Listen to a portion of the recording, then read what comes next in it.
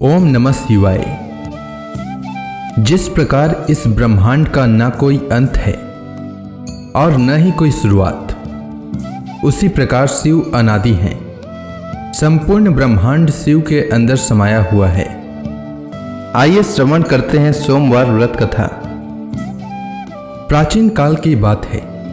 एक नगर में एक बहुत धनवान साहूकार रहता था, जिसके घर में धन की कमी नहीं थी, परंतु उसको एक बहुत बड़ा दुख था कि उसके कोई पुत्र नहीं था। वह इसी चिंता में दिन रात लगा रहता था। वह पुत्र की कामना के लिए प्रत्येक सोमवार को शिव जी का व्रत और पूजन किया करता था तथा सायंकाल को शिव मंदिर में जाकर शिव जी के सामने दीपक जलाया करता था। उसके इस भक्ति भाव को देखकर एक समय पार्वती जी ने शिव जी महाराज से कहा कि महाराज, यह साहूकार आपका अनन्य भक्त है और सदैव आपका व्रत और पूजन बड़ी श्रद्धा से करता है। इसकी मनोकामना पूर्ण करनी चाहिए। शिव जी ने कहा, हे पार्वती, यह संसार कर्म क्षेत्र है। जैसे किसान खेत में जैसा बीज बोता है वैसा ही फल काटता है, उसी तरह इस संसार में जैसा कर्म करते हैं वैसा ही फल भोगते हैं।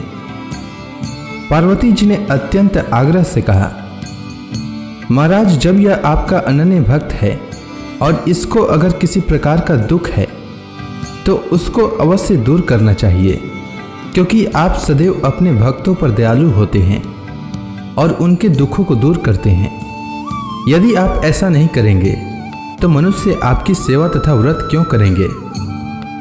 पार्वती जी का ऐसा आग्रह देख शिव जी महाराज कहने लगे, हे पार्वती, इसके कोई पुत्र नहीं है। इसी चिंता में यह अति दुखी रहता है। इसके भाग्य में पुत्र न होने पर भी इसको मैं पुत्र प्राप्ति का वर देता हूँ, परंतु यह पुत्र केवल 12 वर्ष तक जीवित रहेगा। इसके पश्चात वह मृत्यु को प्राप्त हो जाएगा। इससे अधिक मैं और इसके लिए कुछ नहीं कर सकता।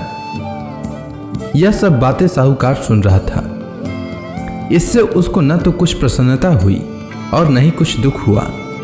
वह पहले जैसा ही शिव जी महाराज का व्रत और पूजन करता रहा। कुछ काल व्यतीत हो जाने पर साहूकार की स्त्री गर्भवती हुई और 10वें महीने में उसके गर्भ से अति सुंदर पुत्र की प्राप्ति हुई। साहूकार के घर में बहुत खुशी मनाई गई, परंतु साहूकार ने उसकी केवल 12 वर्ष की आयु जानकर अधिक प्रसन्नता प्रकट न की और न ही किसी को भेद ही बताया। जब वह बालक 11 वर्ष का हो गया तो उस बालक की माता ने उसके पिता से विवाह आदि के लिए कहा, तो वह साहूकार कहने लगा कि अभी मैं इसका विवाह नहीं करूंगा, अपने पुत्र को काशी जी पढ़ने के लिए भेजूंगा। फिर साहूकार ने अपने साले अर्थात बालक के मामा को बुला करके उसको बहुत सा धन देकर कहा, तुम मेरे बालक को काशी जी पढ़ने के लिए ले जाओ और रास्ते में जिस स्थान पर भी जाओ यज्ञ तथा ब्राह्मणों को भोजन कराते जाओ। वह दोनों मामा भांजे यज्ञ करते और ब्राह्मणों को भोजन कराते जा रहे थे। रास्ते में उनको एक शहर पड़ा। उस शहर में राजा की कन्या का विवाह हो रहा था। दूसरे राजा का लड़का जो विवाह कराने के लिए बारात लेकर आया था, वह एक आंख से काना था। उसके माता पिता को इस बात को लेकर बड़ी चिंता थी कि कहीं वर को देखकर कन्या के माता पिता विवाह में किसी प्रकार की अड़चन पैदा न कर दें। इस कारण जब उसने अति सुंदर सेठ के लड़के को देखा तो मन में विचार किया कि क्यों न दरवाजे के समय इस लड़के से वर का काम चलाया जाए।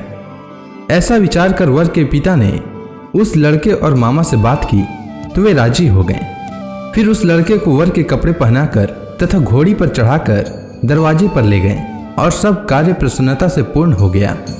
फिर वर के पिता ने सोचा कि यदि विवाह कार्य भी इसी लड़के से करा लिया जाए तो क्या बुराई है। ऐसा विचार कर लड़के और उसके मामा से कहा, यदि आप फेरों का काम और कन्यादान के काम को भी करा दें तो आपकी बड़ी कृपा होगी और मैं इसके बदले में आपको बहुत कुछ धन दूंगा। तो उन्होंने स्वीकार कर लिया और विवाह कार्य भी बहुत अच्छी तरह से संपन्न हो गया।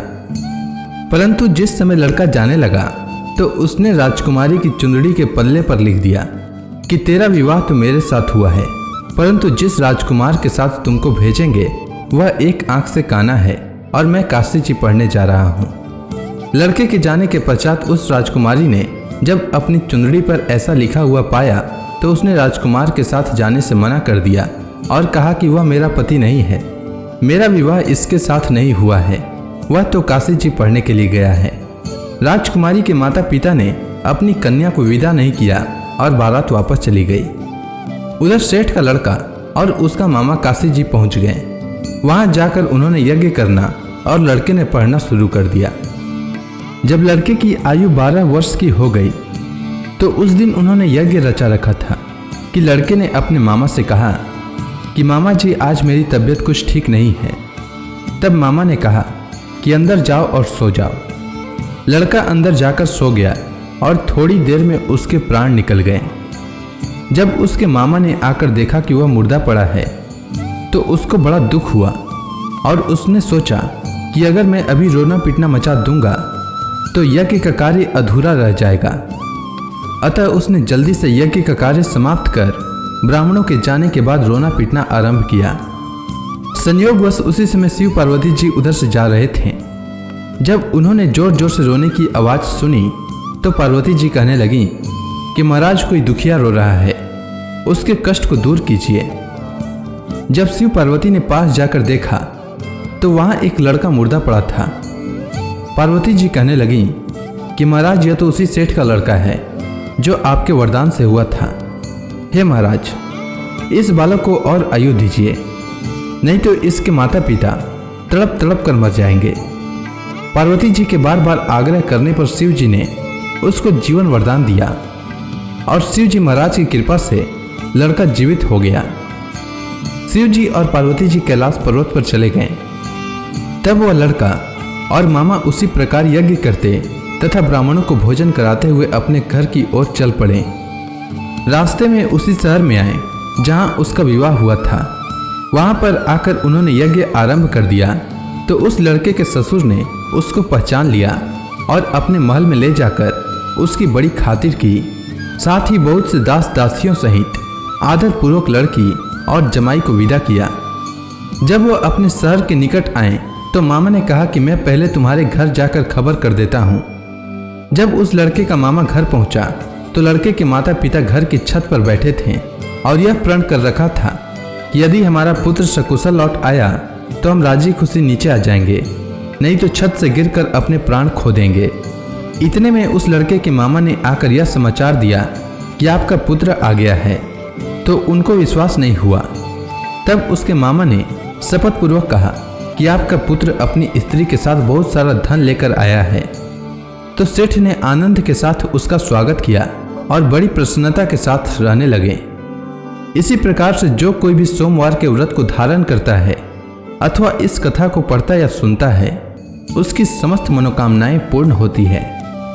उम्मीद है आपको सोमवार व्रत की कथा अच्छी लगी होगी। अगर आपको यह वीडियो अच्छी लगी हो तो कमेंट सेक्शन में ओम नमः शिवाय लिखना न भूलें।